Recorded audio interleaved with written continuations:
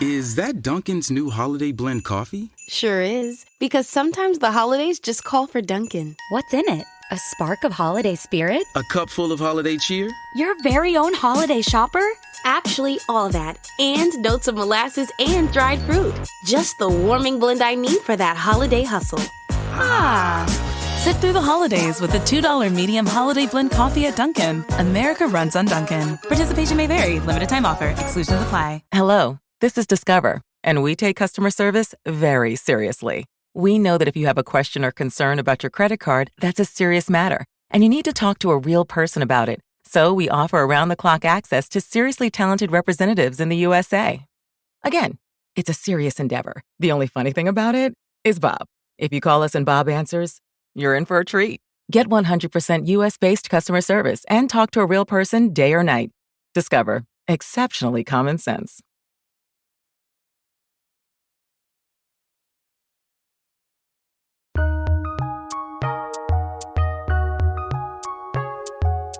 Welcome to the Fantasy NBA Today podcast.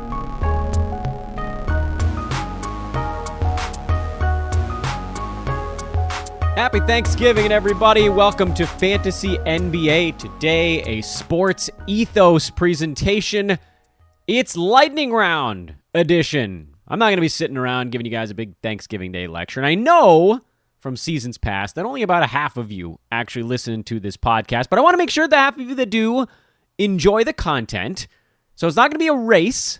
It's not going to break down 13 games in 10 minutes kind of thing. But we're not going to get too deep into other stuff on today's podcast.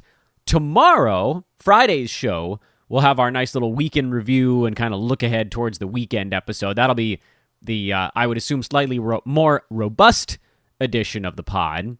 And then we'll loop back around to Monday where a reverse chronological lightning round awaits us all. I'm Dan Besbris. You can find me on Twitter at Dan Besbris. You guys know that by now. I'd be pretty surprised if there was even one new listener here on Thanksgiving Day, but you never know. So, hi, how are you? Welcome. Let's roll. Phoenix in Cleveland as we kick off our 13-game Wednesday recap. Suns winners 120-115. I think the only small fantasy notes on this game I would mention, Cedi Osman, 29 minutes off the bench, scored 23 points in this ball game. But it's not something I feel will ever really elevate him above streamer-level status. Now, remember, he missed a couple of games with a back thing, and prior to that, he had actually been scoring relatively well after a painfully slow start to the season. But during that early part of the year, remember, Colin Sexton was there. Over the last month, Osman is actually number 101 in 9-category leagues. So he's closer than I think people realize. And so there's a very strong negative reaction anytime he starts to have one of these little heaters. And we've seen them 1,000 times before. He goes on runs. Things look better for him. Guys get hurt. He does more. You know, Lauri Markkanen and Jared Allen were out for a little while when he did, frankly, most of his damage. But they were all back in yesterday's ball game. Cavs were effectively healthy on Wednesday night, and he still got 29 minutes. It's not really clear from looking at the Cavs roster who might take those minutes away from him besides one player, and that's Dean Wade, who's not that great. So there might actually be an avenue here. I think we can pretty safely just call Osman more of a streamer-level type of guy and sort of shuffle along from there. And same general story for Kevin Love. He's doing a lot of fantasy stuff in limited minutes so far this year. Very good foul shooting, taking more shots, rebounding exceptionally well. He's averaging 8 rebounds in 20 and a half minutes per ball game. But that's a really tough number to keep up. Again, now that everybody's healthy, he's basically not going to be clearing that 21, 22-minute mark on any game outside of a big foul trouble game for Allen or Markkanen. So that's 14-8, what you saw yesterday. That's sort of, that's kind of like a best-case scenario for him. That's the good. The bad would be if the rebounding isn't quite as insanely high as it's been in those 20 minutes per game, if the threes drop off if for any reason, he's been decent enough, and he's probably over-rostered. He's rostered in 46% of fantasy leagues, which is a little bit nuts. But he's right on the borderline. And he played in their last back-to-back, which is a positive development. So you can probably put him on your list of streamer-level guys. Centers that'll be just kind of floating around if you don't really need any defensive stats out of your center, if you're punting field goal percent, that kind of thing. It actually makes a lot of sense in those types of formats, but not more traditional ones. Flip side, by the way, is JaVale McGee on the other side of this very same ball game. He played 20 minutes. DeAndre Ayton left briefly with an injury. He came back in. He had some foul trouble as well. So JaVale got more than his normal, more like 16-ish minutes per ball game. But to McGee's credit, just like Kevin Love, he's really made the most of his limited minutes. He's, top 150 kind of guy in about 16 minutes per ball game. The weird note on JaVale right now is that he's not really blocking any shots, presumably because the Suns are looking at him like, look, man, you can't be screwing off with our team. We need you. You have a job to do, and it's to protect the paint, alter shots. You don't have to block anything. But at the same time, we know enough about JaVale to know that eventually those numbers will kind of reconcile a little bit. In his career, in 16 minutes per game, because he's done this before, a 16-minute role. He had an 18-minute role in Denver. Actually, his second year of his career, a decade ago, in Washington, he played 16 minutes a game. Pretty much every year in Denver, he was under that mark. Went to the Lakers, played 22 minutes a game. He was top 50 in that. Next year with the Lakers, 16 and a half minutes per game. He was hovering around the edge of the top 100. Last year, I guess that's 2021 with Cleveland after the trade. Or sorry, that before? Yeah, before. He was at 1.2 blocks in 15 minutes. More important than his fantasy rank is that when he gets 15 minutes a game or more, he blocks a shot or more. And he's at 0.9 in 16 and a half minutes per game right now. So he's about a half block under his career mark, whereas his scoring is actually much better than usual in that same amount of time, likely because Chris Paul's out there just feeding him dunks. Or really anyone with Phoenix. He's getting incredible looks at the bucket, and he's rebounding well in his time on the floor because he's out there with a bunch of guys that aren't particularly good at it. So there is a weird little universe where JaVale McGee might end up a fantasy asset, and certainly is one as you start to target specific categories, most notably field goal percent. And I gotta think the blocks come up a little bit. I can't imagine they stay under 1 per game in 16 minutes. That's never happened to him before. Charlotte beat Orlando 106-99 game that was frankly a little bit too close. Terry Rozier, 7 defensive stats in this ball game. That's a big-time wake-up night for Terry Rozier, who, thanks to one gigantic evening, has now moved to number 89 in 9-category leagues. Congratulations, he's on the rise.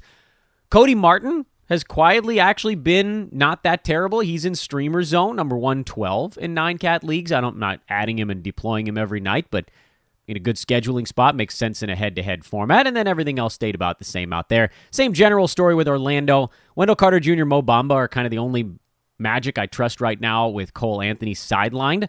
Jalen Suggs is startable in points leagues while he's been in this fill-in role. Franz Wagner had a better ball game in this one, but he's been trending down. A guy that hung around in that 75-85 range is now back near 120. Because he's been well outside of that the last couple of weeks. So I think he's probably droppable, or at the very least, more a streamer-level guy. There's a lot of dudes these days that are teetering in that streamer-level zone. Is that Dunkin's new holiday blend coffee? Sure is. Because sometimes the holidays just call for Dunkin'. What's in it? A spark of holiday spirit? A cup full of holiday cheer? Your very own holiday shopper? Actually, all that. And notes of molasses and dried fruit. Just the warming blend I need for that holiday hustle. Sit through the holidays with the $2 medium holiday blend coffee at Dunkin'. America runs on Dunkin'. Participation may vary. Limited time offer. Exclusions apply. Hello, Discover here to explain our cash back match. Here's how it works.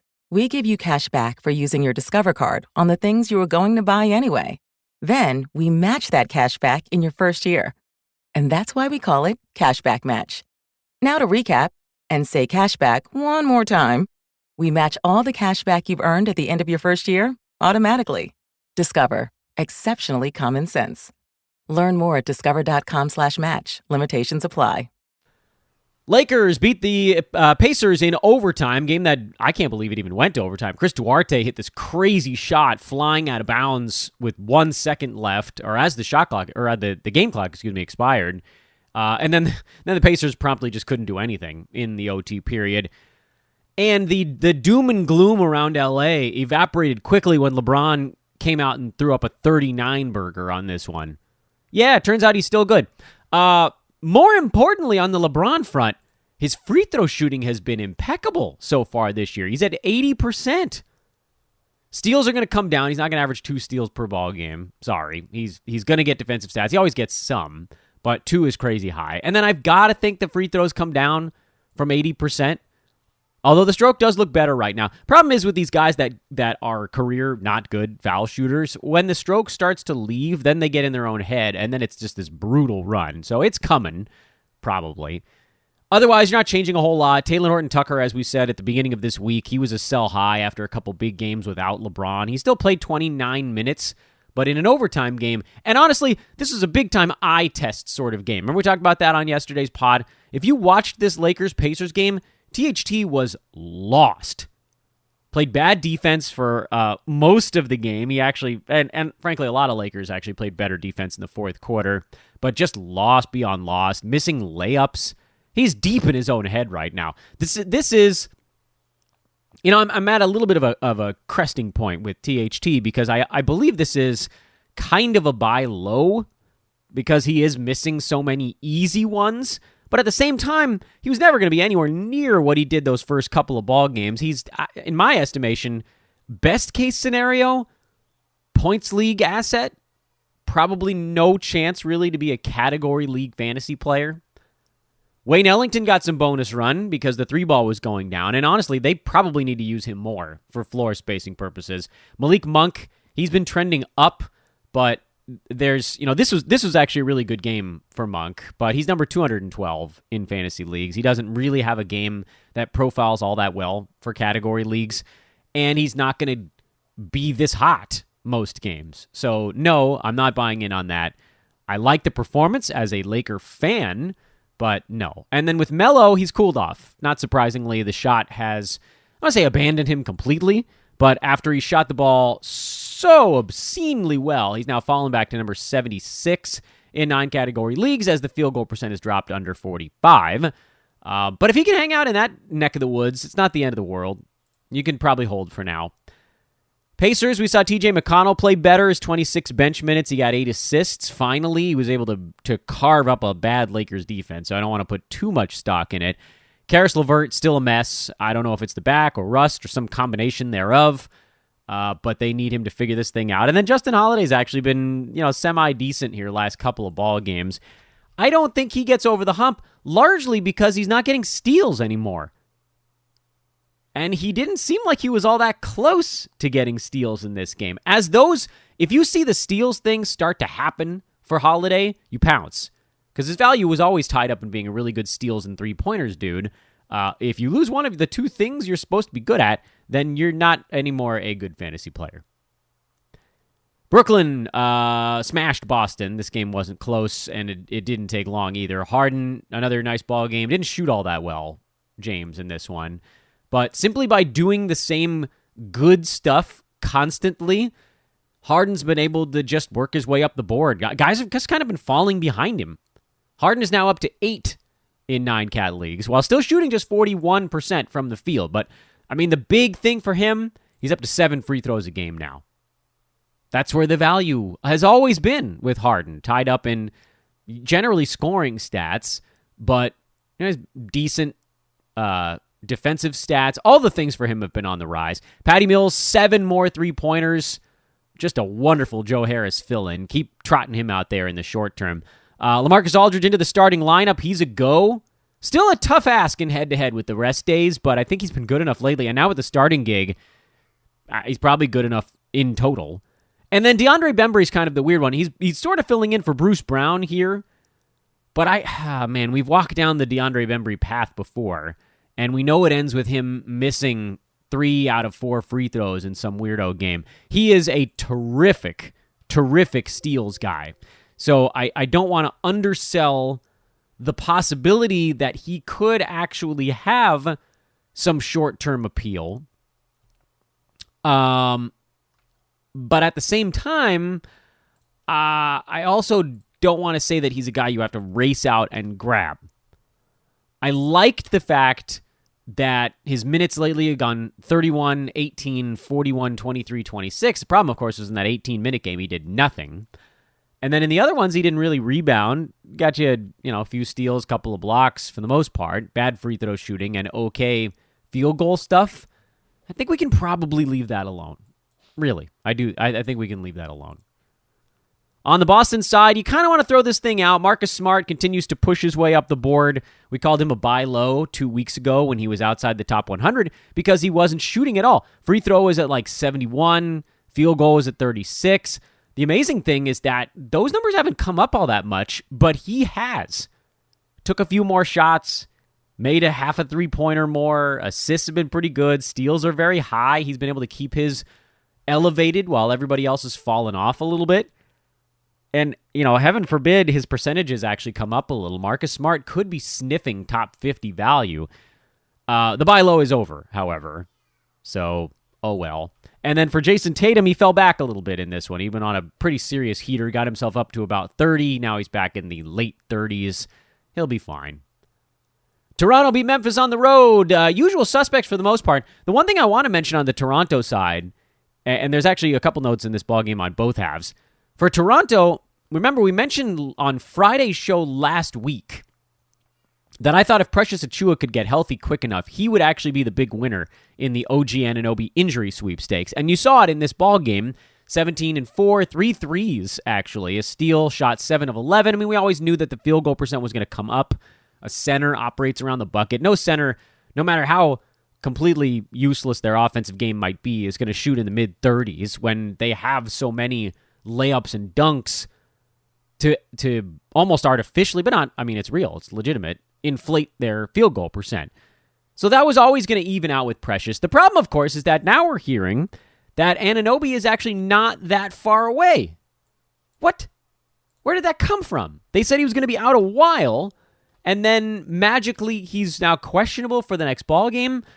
So as much as I want to say go out and grab Achiuwa, when Anunoby comes back, Precious probably goes to the bench. If not the bench, then what? Who does? Siakam? Barnes? I doubt it. Not OG, not Trent, not Van Vliet. So it's probably Precious. And then you're looking at 25-ish bench minutes for a backup center. Meh. A backup center that doesn't block shots? I'll pass. If OG was going to be out another couple of weeks, I'd say go dive face first into Precious. But no. That was gross phrasing. JJJ, solid ball game for Memphis. Desmond Bane, solid game. Ja was solid. Dylan Brooks was decent enough. Inefficient, but decent enough. And then the question I've been getting a lot of is Brandon Clark, who played 26 minutes here, and he's actually been pretty steadily on the rise. One of the problems with Clark is that the way he's going to buttress his numbers is to get a few defensive stats. And unfortunately, so far, those haven't been there. It's kind of a good news, bad news thing going on with him. He's played 26 minutes in consecutive ball games, and if he's playing 26 minutes, he's a must-roster guy. The fact that he's only been added in 2% of leagues over the last day is a stunning indictment of people who play fantasy basketball, because I added him in 3 places last night alone, just in case. And, D'Anthony Melton, we know D'Anthony Melton is out, but, that really impacts the guard rotation more than the big man rotation. And what you're seeing is anytime Memphis goes up against a team that's not sporting the world's biggest center, they're giving him a shot. And then they even got a shot against Rudy Gobert in the middle. Steven Adams is being phased out. The Grizzlies are going fast, young, and small. And for Clark, the only problem right now is he's not center eligible yet, which is straight bonkers. I guess the assessment is that he's playing power forward and JJJ's playing center, but I'll tell you, the 8 Brandon Clark rebounds and the 2 JJJ rebounds tell a different story. Also, I would assume Brandon Clark's going to be the guy dealing with the big dude on the other side so that JJJ doesn't pick up needless fouls and can be more of a help defender. I don't know. It doesn't matter. In the short term, we'd love to see Brandon Clark get center eligibility. I think I probably would have picked him up in 2 more spots if he was a center. But we don't know. I mean, he's not starting at center. It's impossible for Yahoo to say what position precisely he's playing. It's a little bit gross that he's not center eligible when the way that they assign some of this stuff. But that's the way it is right now. Regardless, in 26 minutes, he's a fantasy asset. We saw it a couple years ago. Last year, his free throw stroke was broken. If that's back, if his confidence is back, then he's a guy who could go top 70 in 26 minutes a game. That he has a big-time ceiling, and right now he's doing it even without defensive stats. Add him. Go get Brandon Clark, and then, throw a prayer up that he gets center eligibility, because otherwise he loses a lot of his appeal. Milwaukee plastered the Pistons. No real notes on the Pistons side. They just got crushed. Frank Jackson turned his ankle late in this ball game. He was always more of a streamer type anyway. The really sad story is Corey Joseph playing 7 unholy minutes. Yikes. Thought he'd be an easy spot start against almost anyone, and they just pulled the plug. Detroit said, screw it. We're getting beat. The hell with it. Yikes. I'm sure he'll bounce back, but I don't think any of us would blame you or me or anyone if you didn't have the stomach for another Corey Joseph streamer game. Yeesh. Meanwhile, Bucks had no problem here. Giannis, another big one. Bobby Portis, another big one. We've heard not hide nor hair of Brook Lopez in 5 weeks now. The hell's going on with that big dude? Drew Holiday, he's getting his game back together. That's a really nice sign. Chris Middleton still hasn't quite recovered from COVID, it seems. But I thought the most telling part of this was that Grayson Allen continues his descent with guys coming back. And he's been really, really good. Grayson Allen's still ranked number 72 overall. But I have to point to a few key numbers. First, the minutes are way down because the last 2 games have been intense blowouts. And if they were closer, he would probably get to do more. And if you look at those games by themselves, they don't look like that big of a problem. 11, 16, 14, 3, the scoring in his last 4 games. 9 threes over those 4 games. None of that sounds that brutal until you remember that when guys were out, when Drew was out, when Middleton was out, he was going 22, 19, 25, 15, 21, 18, 6, 3, 5, 5, 5, 4 3-pointers in those games. Some steals. It was really about number of shots attempted more than actual minutes on the floor. Because yes, the minutes have come down, and yes, some of that is blowout related. But in those games when people were hurt, he was taking anywhere from 11 to 16 shots a game. And since people have come back, it's been 6, 9, 14, 8, and 6. He's not getting anywhere near the same number of looks. And if you wipe out his 3-pointers, which basically was his value on this long stream, it's pretty easy to see how fast he's trending down. So it concerns me a great deal that he's gone this direction. And I don't want to be, I want to say caught with our pants down, but like over the last week, he's number 211. He needs usage to have value. He needs to be getting those 11 shots a game, and most of them are from downtown. And they're just not there anymore. So I think the long stream might be done. We always knew there was an end date on this one. He was never going to be a rest of season guy. I thought it might be when Dante DiVincenzo came back, but it might be before that. So I think we can probably move on there. And that's not to say just like cast him off into the ocean for no reason, but someone's going to surface here real soon. Maybe it's even Brandon Clark. And I think we need to have Grayson Allen as probably our next guy to go. New Orleans blew out Washington. You can also kind of throw this one out a little bit. Everybody on Washington was terrible. Everyone, top to bottom. On the New Orleans side, how much fun is Josh Hart right now? Man alive. He might end up with value the entire season, even after Zion comes back. It's always about staying healthy with Hart, and that will continue to concern me. But you can't worry about that right now. Just enjoy.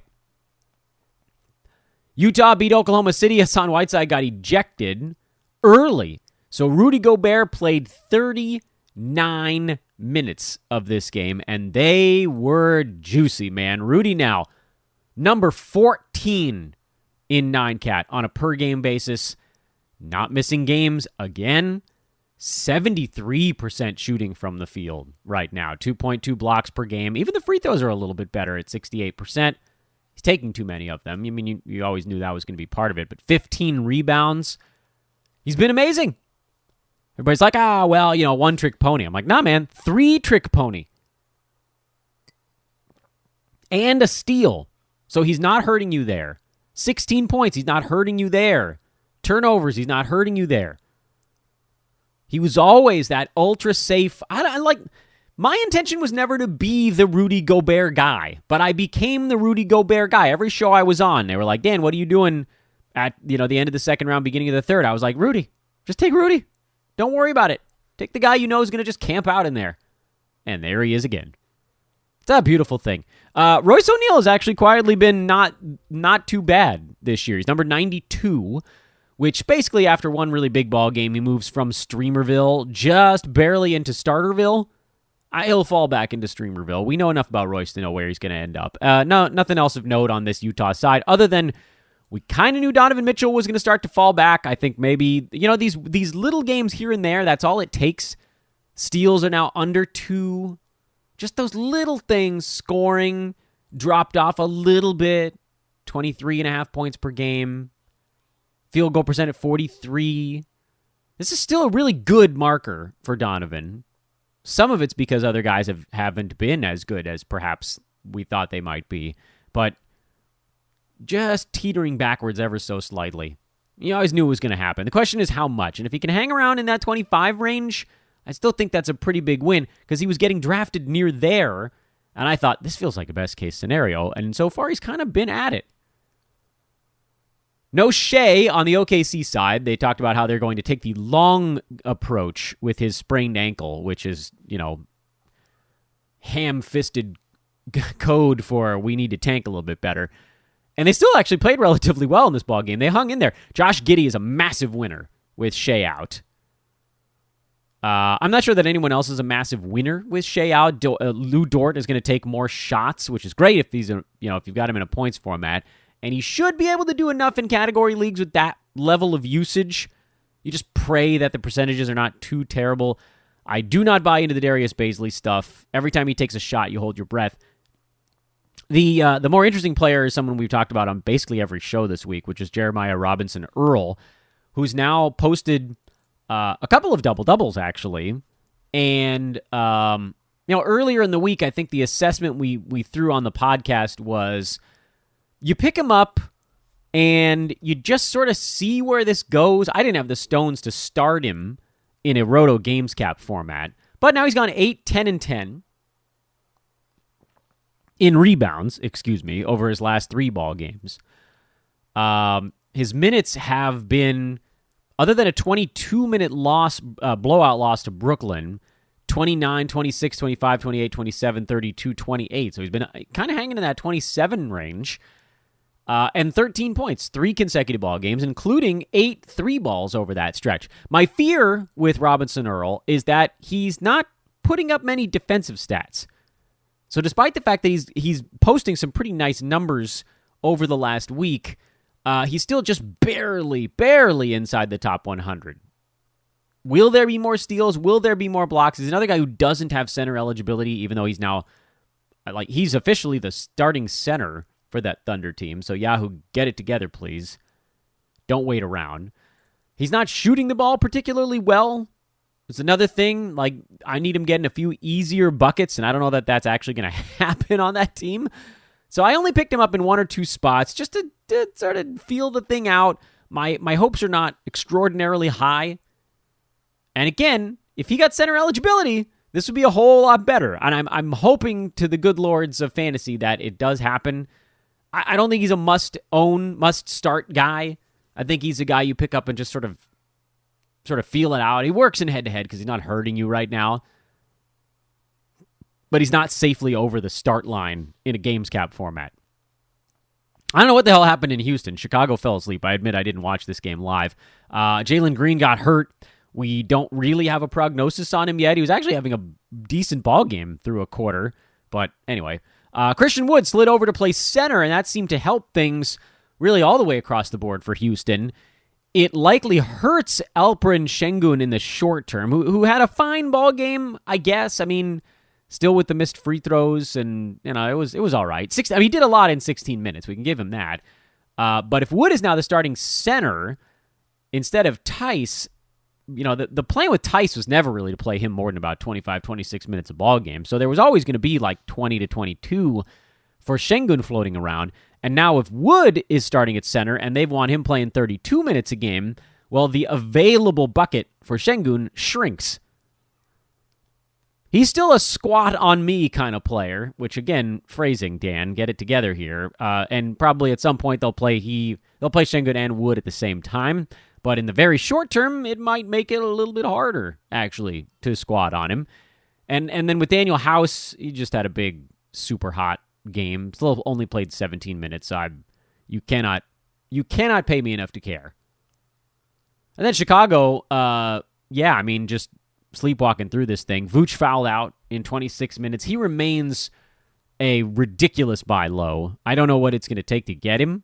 But with every ball game that he's not amazing, it takes a little bit less. Patrick Beverley got hurt.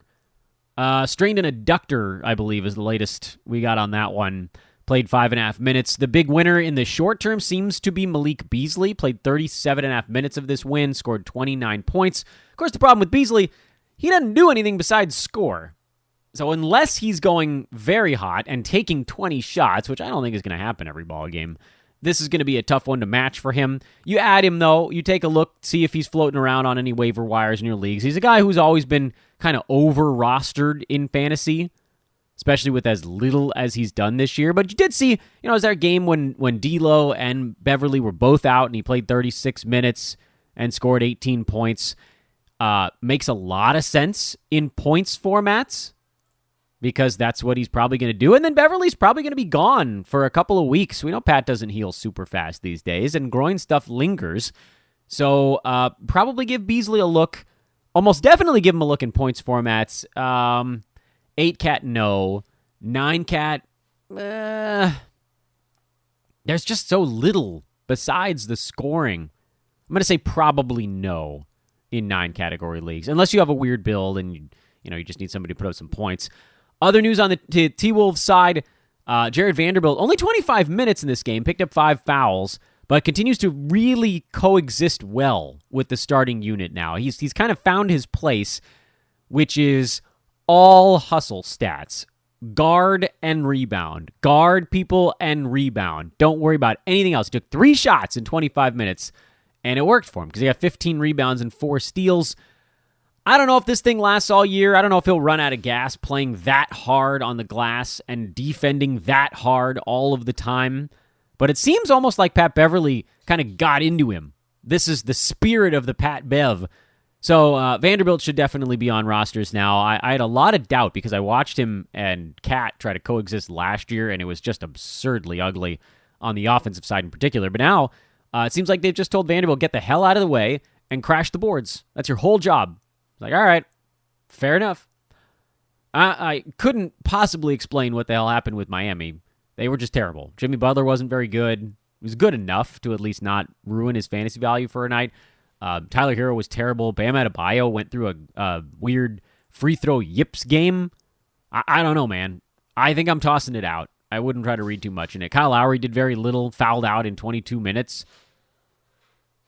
I'd blame it on South Beach, but this game was in Minnesota.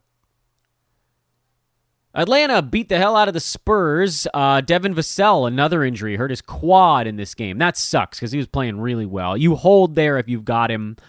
The fill-in options behind Vassell are not very good. Lonnie Walker, bad fantasy game. Bryn Forbes got hot, but not a good fantasy game. Best to just leave this one alone. Meanwhile, on the Atlanta side, I think the Bogdan having a good ball game was nice, but the real story is Clint Capela. He's warmed up now. He looks like himself. Kind of had to play his way into shape. We've seen a lot of guys this year just didn't come into the season well conditioned. It's a weird offseason, and it screwed everybody up. Gallo has found an odd role as a free throw specialist right now. And then, you saw what I was worried about with guys like Cam Reddish and Kevin Huerter and so on and so forth, that they're just, there isn't that much left over. And with Huerter, you need the assists. He got 3 of them, so close. Without the assists, there's nothing there. I think most of those guys are more streamer level, but maybe I'm too pessimistic. I don't know. Warriors opened up a big lead on the Sixers in the second half. They actually trailed by, I think, 9 at halftime, so this one really pivoted on its head. On the Philly side, it sounds like Joel Embiid is getting close to coming back, which is great because Andre Drummond is not good. Sorry. Seth Curry, he's a go. Thibault, he's a go. Maxey is a go. These guys are all going to take a hit, though, with Embiid coming around and sucking up a bunch of the usage. Danny Green came back, played 17 really nice minutes, actually, in this ballgame. And you can probably use Green as long as Tobias Harris and Ben Simmons are each still out. And you might even be able to squeeze him in there if even one of those guys is out, but it's a little more iffy because someone like a Thibault, who's actually starting to strongly resemble Robert Covington, taking a few three-pointers at finally, 4 or 5 shots a game instead of 2. Thibault's been amazing so far this year. He's way up the board, and nobody even seems to notice. He's inside the top 40 now, people. 3.9 combined defensive stats. This was always the thing with him. I got into an argument with someone 2 years ago, or whenever the hell Thibault first emerged, and they were like, he's going to average 4 defensive stats a game. I was like, he's not going to play enough this year. But guess what? He's playing enough now. For the Warriors, they used their bench a bunch in this ball game.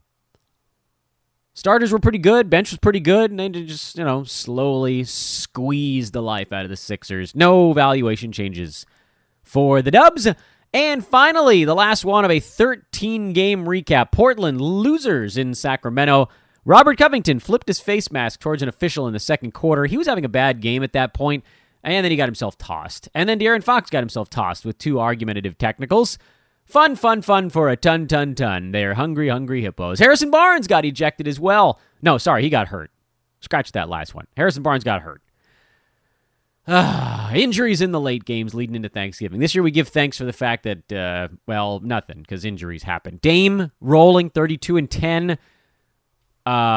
If you want to have a Dame tracker, I wouldn't mind. He's up to number 28 in 9Cat now. He's just zoomed right past Bradley Beal and right past Jason Tatum, and all of the fear evaporating around Dame. This abdominal stuff, I don't know. I mean, he took 1 game off, and now he looks like a brand new man. Nurk had a big ball game. Thought Larry Nance would play better once Covington got ejected. It turns out those minutes ended up going to Nas Little in the second half, who's not, by the way, worth a pickup. And he played 27 minutes, but Covington's going to play in the next one. I promise you there's no suspension coming for rolling a face mask towards an official. No. So, yeah, Rocco will be fine. That's a really tough one. I mean, to play, do 0 things, and then get ejected, ouch.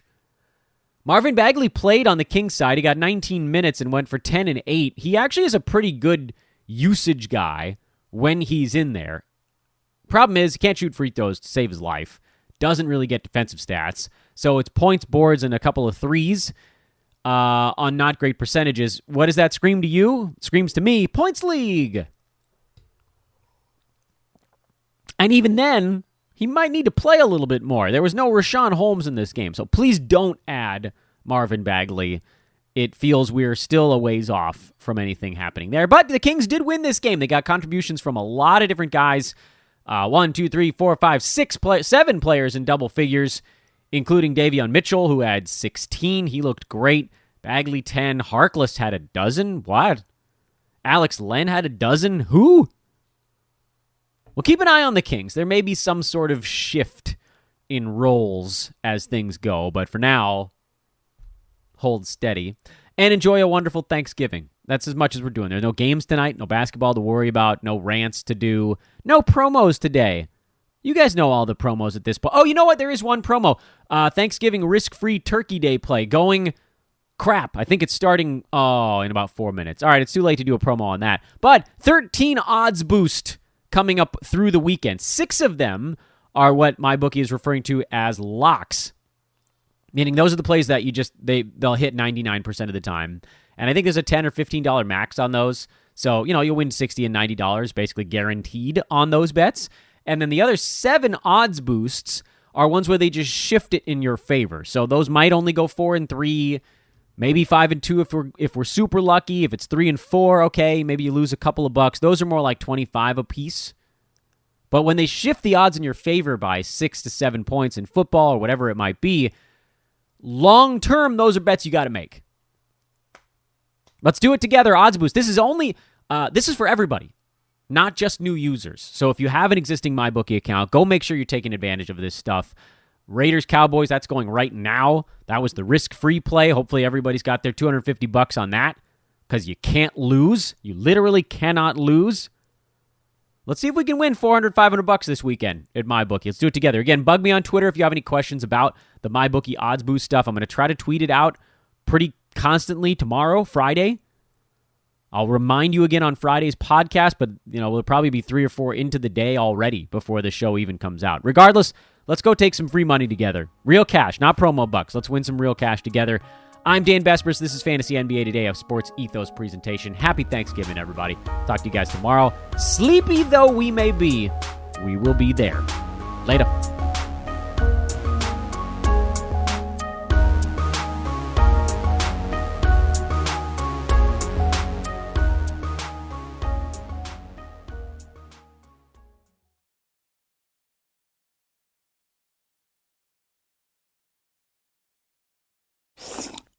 Is that Dunkin's new holiday blend coffee? Sure is. Because sometimes the holidays just call for Dunkin'. What's in it? A spark of holiday spirit? A cup full of holiday cheer? Your very own holiday shopper? Actually, all that. And notes of molasses and dried fruit. Just the warming blend I need for that holiday hustle. Sit through the holidays with the $2 medium holiday blend coffee at Dunkin'. America runs on Dunkin'. Participation may vary. Limited time offer. Exclusions apply. Hello, this is Discover, and we take customer service very seriously. We know that if you have a question or concern about your credit card, that's a serious matter, and you need to talk to a real person about it. So we offer around-the-clock access to seriously talented representatives in the USA. Again, it's a serious endeavor. The only funny thing about it is Bob. If you call us and Bob answers, you're in for a treat. Get 100% US-based customer service and talk to a real person day or night. Discover. Exceptionally common sense.